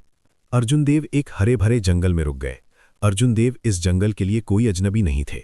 आमतौर पर जब अर्जुन देव नई मार्शल तकनीकों का अभ्यास या परीक्षण करते थे तो वो इस जगह को चुनते थे, क्योंकि ये जगह बहुत उजाड़ थी और किंग युन पीक में बहुत कम लोग थे। चाहे वो कितना भी बड़ा हंगामा क्यों न करे, कोई भी उसे नहीं खोज पाएगा। जब से भाटिया यहाँ आई थी तब से निश्चित रूप से उस पर घात लगाकर हमला नहीं किया गया था। अर्जुन देव धीरे धीरे शांत हो गए। हालांकि स्पिरिट ब्लड जेड और भी अधिक तीव्रता से स्पंदित हुआ। इस बार क्या हुआ? अर्जुन देव ने भौएं चढ़ाईं। वो इसका पता नहीं लगा सकता। क्या ऐसा हो सकता है कि मैंने खुद को मार डाला? बुम बुम। ऊर्जा में एक बड़ा उतार चढ़ाव फैल गया। अर्जुन देव की गति फिर से बढ़ गई। कभी कभी अंधेरे जंगल में रोशनी की चमक होती थी। प्रकाश के कारण जंगल उज्ज्वल और अंधेरे के बीच टिमटिमा रहा था। हवा में एक भयानक ऊर्जा उतार चढ़ाव फैल गया। तेज हवा चली जिससे पेड़ बाएं दाएं हिलने लगे। अनगिनत पत्ते इधर उधर उड़ गए और हवा में धूल भर गई। अर्जुन देव ने अपना सार अपने सामने इकट्ठा किया और गिरते पत्ते और धूल पाउडर में फट गई। ऐसा लग रहा था कि जंगल के बीच में कोई तूफान आ रहा है। इसने एक तेज हवा को लात मारी और एक चौंकाने वाला ऊर्जा उतार चढ़ाव दिया। वास्तव में क्या हो रहा है? ये ऊर्जा उतार चढ़ाव पहले ही रैंक 7 स्पिरिट बीस्ट की सीमा तक पहुंच गया है। इसके अलावा ये अभी भी बढ़ रहा है। अर्जुन देव ने मन ही मन सोचा, चाहे कुछ भी हो, उसे कुछ समझने की जल्दी करनी होगी। सो अर्जुन देव ने तीर की तरह जंगल में छेद किया। वो अपने रास्ते को रोकने वाले कुछ पेड़ों से बचने के लिए परेशान नहीं हो सकता था। उसने उन्हें टुकड़े टुकड़े कर दिया। अर्जुन देव ने घने जंगल के माध्यम से रास्ता बनाने के लिए पशुवत बल का प्रयोग किया। अर्जुन देव की छाती के सामने स्पिरिट ब्लड जेड ने एक चमकदार लाल रंग की रोशनी देना शुरू कर दिया। उसे अपनी छाती पर एक गर्म सनसनी महसूस हुई। ये भयानक रूप से गर्म था। हू ची। थोड़ी देर बाद आखिरकार अर्जुन देव तूफान के केंद्र में आ गए। भाटिया का पूरा शरीर बर्फ सफेद हो गया था। इस समय उसका पूरा शरीर जेट जैसी चमक से टिमटिमा रहा था। उसके शरीर में एक कमजोर आकृति प्रतिबिंबित हो रही थी। वो आकृति बिना रुके संघर्ष कर रही थी, जैसे कि वो किसी प्रकार का अत्यधिक पीड़ा सहन कर रही हो। तारों की रोशनी में उसने एक अलग तरह की चमक दी। वो बहुत खूबसूरत थी। ऊर्जा की लहरें उसके चारों ओर हवा में नृत्य कर रही थीं, क्रिस्टलीय रिब्बन की तरह लग रही थीं।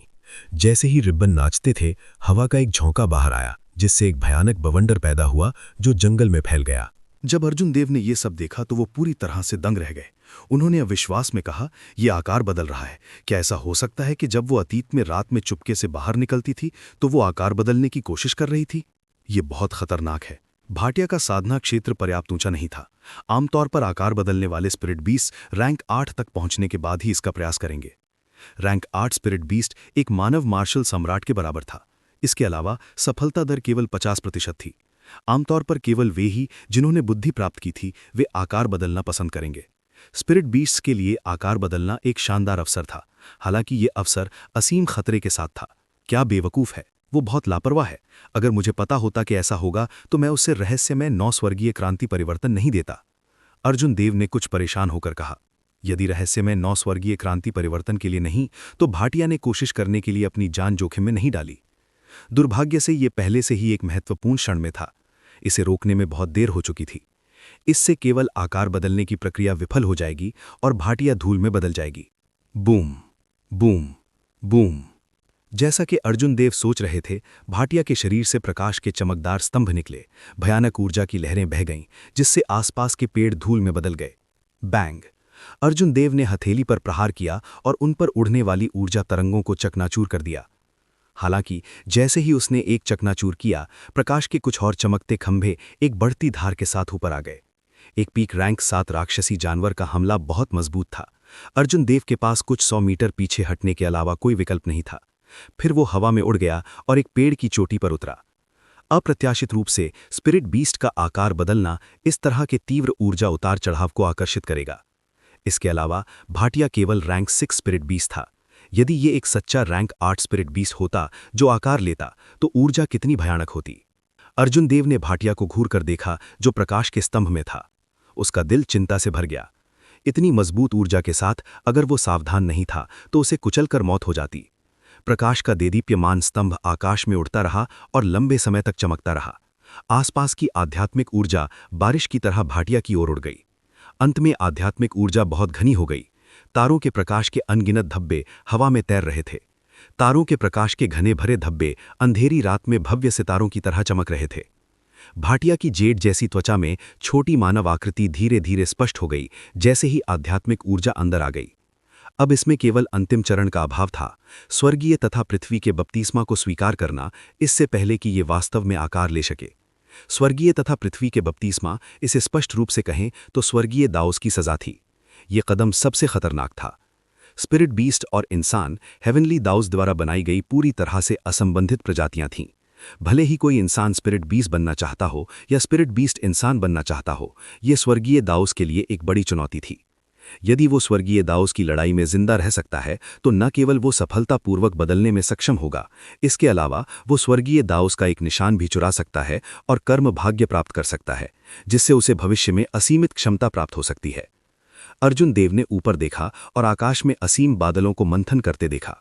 गड़गड़ाहट हुई। स्वर्गीय दाऊस का बपतिस्मा पहले से ही चल रहा था। भाटिया के शरीर में सुंदर मानव आकृति स्वर्गीय दाऊस की शक्ति को महसूस कर रही थी।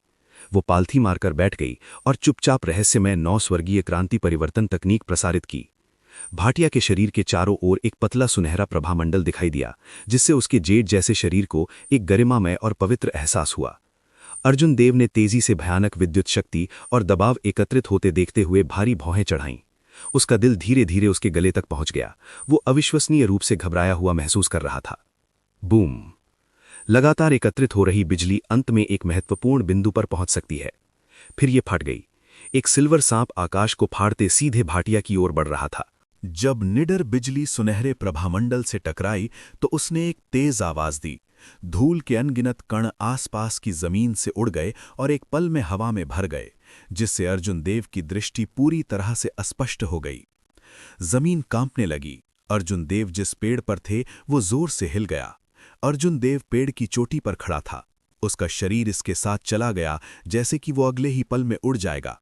हालांकि उसने एक नाजुक संतुलन बनाए रखा और पेड़ की चोटी पर खड़ा रहा, बिना उखड़े। Boom boom boom boom! बढ़ती बिजली के बोल्ट अंतहीन रूप से गिर गए, जिससे आकाश हिल गया और पृथ्वी हिल गई। ये ऐसा था जैसे बिजली अंतरिक्ष को चकनाचूर करने जा रही थी। इस रोशनी ने जंगल में घुप अंधेरी रात को रोशन कर दिया। उसे कुछ नहीं होना चाहिए। अर्जुन देव ने प्रार्थना की। ऐसा लग रहा था कि बिजली अर्जुन देव के दिल पर पड़ रही है, जिससे वो बेहद चिंतित हो गया है। स्वर्गीय दाव के बपतिस्मे के तहत अर्जुन देव ने अपनी आध्यात्मिक शक्ति को मुक्त करने की हिम्मत नहीं की। अन्यथा यदि स्वर्गीय दाव ने इसका पता लगा लिया तो उसे और भी कठोर सजा मिल सकती है। आकाश में धूल भर गई, जिससे अर्जुन देव की दृष्टि अवरुद्ध हो गई। कभी कभी आसमान से बिजली गिरती थी, जैसे कि ये कभी खत्म नहीं होगी। हूची! अर्जुन देव ने एक तेज ताड़ की हवा भेजी। ताड़ की हवा सांग की तरह तेज थी। इसने आकाश में भरी धूल को काट दिया, जिससे एक दरार दिखाई दी जो भाटिया की ओर फैली हुई थी, जो धूल के बादल के केंद्र में थी। दरार ठीक होने से पहले केवल एक पल के लिए अस्तित्व में आई। अर्जुन देव की आंखें बिजली की तरह थीं। इस क्षणभंगुर क्षण में उसने आखिरकार भाटिया की आकृति को देखा। बिजली के बपतिस्मे के तहत वो सुनहरा प्रभामंडल और भी उज्ज्वल हो गया। दिव्य और गरिमामय आभा ने दूसरों को सीधे से देखने से रोका। सौभाग्य से मैं थोड़ी देर और रुक सकता हूं और मैं गुजर जाऊंगा। आखिरकार mysterious 9 heavenly revolution transformation field race की एक अमर ग्रेड कल्टीवेशन तकनीक है। अर्जुन देव ने राहत की सांस ली। बिजली पूरी तरह से शांत होने से पहले थोड़ी देर के लिए गरजी। हालांकि आकाश में असीम बादल अभी तक छटे नहीं थे। ये तूफान से पहले की शांति की तरह था। जंगल में हवा एक पल में बहना बंद हो गई। आकाश में भरी धूल जम रही थी, बिल्कुल भी नहीं हिल रही थी। जंगल में भारी माहौल फैल गया, जिससे सांस लेना मुश्किल हो गया। ऐसा लगा जैसे कोई विशाल चट्टान किसी की छाती को अवरुद्ध कर रही हो। ये बेहद असहज था। अर्जुन देव ने अपनी सांसें रोक लीं। जब उन्होंने आकाश में गड़गड़ाहट के बादलों को देखा, वो अपने आप से बुदबुदाया, ये आखिरी होना चाहिए। मुझे आशा है कि कुछ भी गलत नहीं होगा। अर्जुन देव के ये कहने के ठीक बाद क्षितिज में एक सुनहरी रोशनी फट गई। सुनहरी रोशनी की रोशनी में असीम काले बादल असीम रूप से देदीप्यमान लग रहे थे। बिजली का एक सुनहरा बोल्ट रात के आकाश में फट गया। ये एक सुनहरे भाले की तरह था जो अंतरिक्ष की बाधा को भेदते हुए आसमान से निचले उतरा और भाटिया के सिर पर गिरा। असीम सुनहरी रोशनी फट गई और अर्जुन देव को अपनी आंखों में एक पियर्सिंग दर्द महसूस हुआ। थोड़ी देर बाद वो अस्थायी रूप से अंधा हो गया। उसके सामने सब कुछ घुप अंधेरा था और उसने पूरी तरह से सारी रोशनी खो दी। अंतहीन शॉक वेव ने अर्जुन देव के शरीर पर प्रहार किया, जिससे वो जमीन पर गिरने से पहले हवा में अस्थिर रूप से हिलने लगा।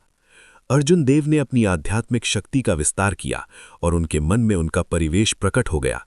फिर वो हवा में पलट गया और जमीन पर मजबूती से गिर पड़ा। मैं बहुत लापरवाह था। सुनहरी बिजली शायद बिजली के उच्चतम ग्रेड में से एक है। यहां तक कि एक मार्शल सम्राट भी इसे सीधे देखने की हिम्मत नहीं करेगा। अर्जुन देव ने मन ही मन सोचा। उसे जल्द से जल्द अपनी आंखों से बिजली को छुड़वाना था, अन्यथा ये एक छिपी हुई चोट पीछे छोड़ सकती है जो उसकी आंखों को स्थायी नुकसान पहुंचा सकती है। अर्जुन देव पालथी मारकर बैठ गए। बैंगनी एसेंस उनकी मेरिडियंस के माध्यम से और उनकी आंखों में बहने लगा। ध्यान से उनमें बची हुई सुनहरी बिजली को निकालने लगा। थोड़ी देर बाद बिजली पूरी तरह से चली गई। अर्जुन देव ने फिर से अपनी आंखें खोलीं और उनकी दृष्टि बहाल हो गई। विकल्प सूचक।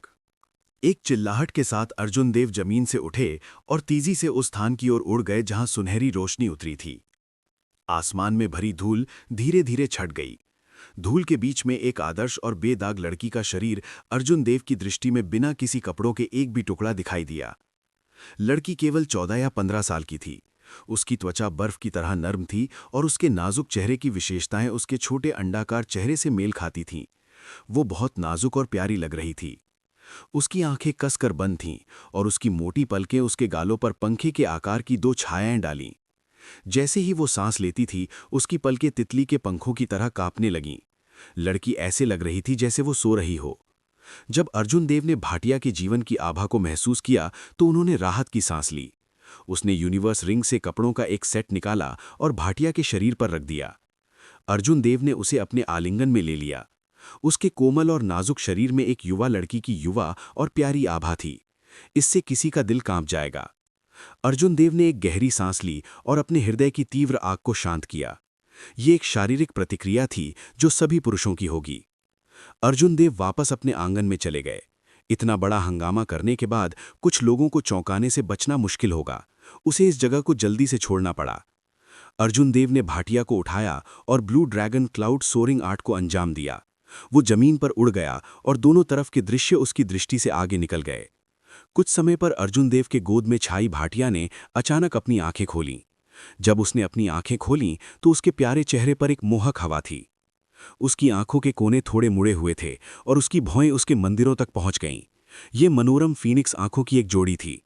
अर्जुन देव के गंभीर चेहरे को देखते ही उसकी भौएं टेढ़ी हो गईं।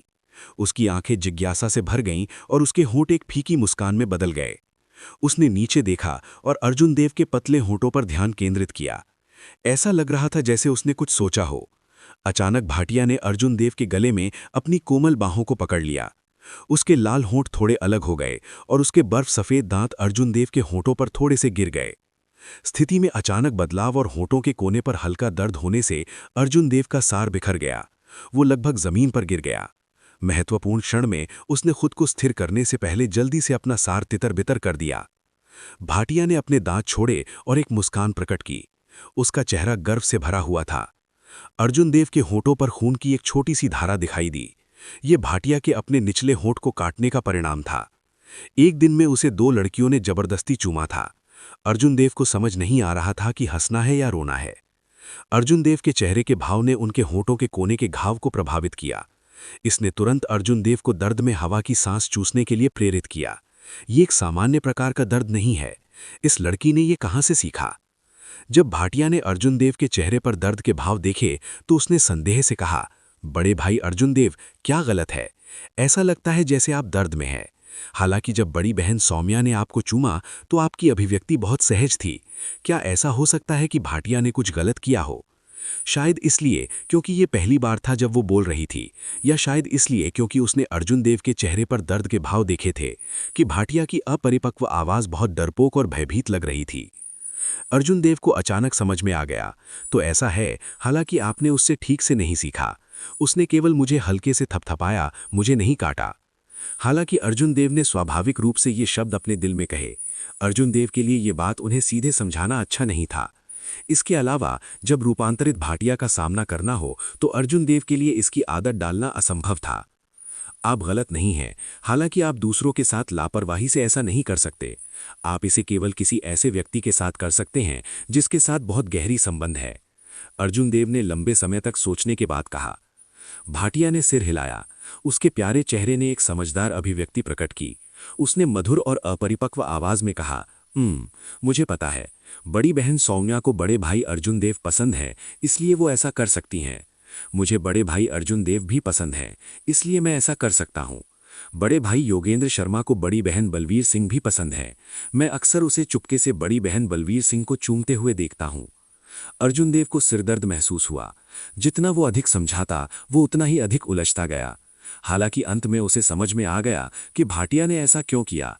वो अभी अभी एक इंसान में बदली थी और वो इतनी सारी अजीब चीजें पहले से ही जानती थी। तो पता चला कि उसने इसे बलवीर सिंह से सीखा। अर्जुन देव इस तरह के विषय में अच्छे नहीं थे। वे केवल शर्मिंदगी से मुस्कुरा सकते थे और कुछ अधिक नहीं कह सकते थे। उसने एक हाथ मुक्त किया और यूनिवर्स रिंग से जूते की एक जोड़ी निकाली। चूंकि आप जाग रहे हैं, आप अकेले चल सकते हैं। मैं तुम्हें जूते की एक जोड़ी दे दूंगा। भविष्य में आपको जूते पहनना सीखना होगा। भाटिया ने अर्जुन देव के गले में अपनी बाहें डाली और खुद को अर्जुन देव के आलिंगन में दबा लिया। उसकी पानी भरी आंखें संदेह से भर गईं क्योंकि उसने गंभीरता से पूछा, क्यों बड़े भाई अर्जुन देव? क्या आप अतीत में अक्सर मुझे गले नहीं लगाते थे? भविष्य में आपको मुझे भी गले लगाना होगा। भाटिया को अच्छा लगता है जब आप मुझे गले लगाते हैं। क्या आप घूमना बंद कर सकते हैं? अर्जुन देव ने मन ही मन उदास होकर कहा। भाटिया ने अब एक साधारण चोगा पहना हुआ था। उसके शरीर का अधिकांश हिस्सा ठीक से ढका नहीं था। उसकी अधिकांश बर्फ सफेद त्वचा उजागर हो गई थी। वो अर्जुन देव के सीधे संपर्क में आ गई। युवती का उग्र शरीर अर्जुन देव की छाती से कसकर दबा हुआ था। उसके दृढ़ और कोमल स्तन कभी-कभी अर्जुन देव की छाती से टकराते थे। एक सामान्य शरीर विज्ञान वाले किसी भी व्यक्ति के लिए ये उसके दिल में इच्छा की लपटों को जगाएगा।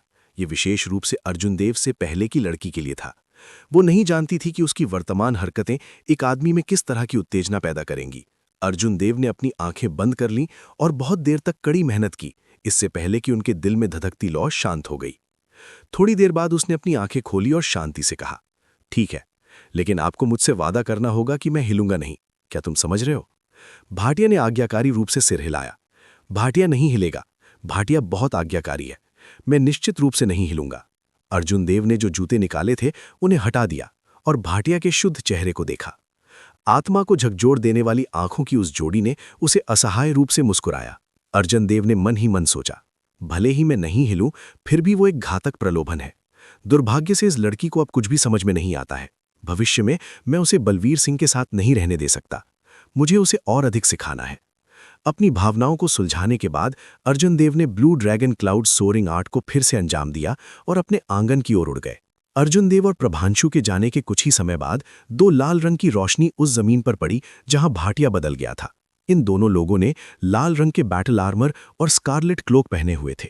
उनकी कमर पर लाल रंग के ब्लड सकर कृपाण और बेल्ट पर लाल रंग के पदक थे। वे डिवाइन कृपाण शिविर के कमांडर और डिप्टी कमांडर थे। उन दोनों के गंभीर और कठोर भाव थे। उनकी आंखों में कोई ध्यान नहीं था। ये अराजक था। ऐसा लग रहा था जैसे उनकी आंखों में अनगिनत व्यथित आत्माएं थीं जो दुखद चीखें निकाल रही थीं। वे दोनों चुपचाप वहीं खड़े रहे और लापरवाही से अपनी आभा छोड़ दी। आसपास की वनस्पति एक भयानक हत्या के इरादे को महसूस कर रही थी। घास झुक गई और कांपते हुए जमीन पर झुक गई। ऐसा लग रहा था जैसे वो जीवित था और अतुलनीय भय महसूस कर रहा था। दाईं ओर के व्यक्ति ने चारों ओर देखा, जैसे कि उसने सब कुछ देख लिया हो।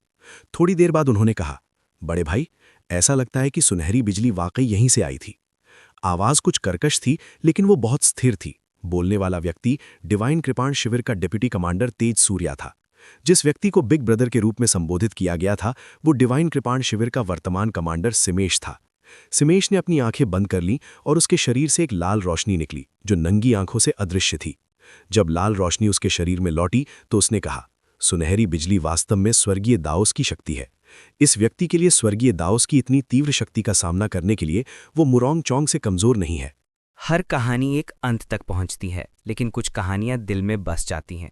अगर दिव्य तपस्या अर्जुन देव की कहानी का ये भाग आपके दिल को छू गया हो तो वीडियो को लाइक करें और हमारे channel Mukul the story teller को सब्सक्राइब करें ताकि अगला भाग सबसे पहले आप तक पहुंचे। और हाँ, कमेंट में ज़रूर बताइएगा कि आपको इस कहानी का ये हिस्सा कैसा लगा। आपका एक शब्द हमारे लिए नई कहानी की प्रेरणा बन जाता है।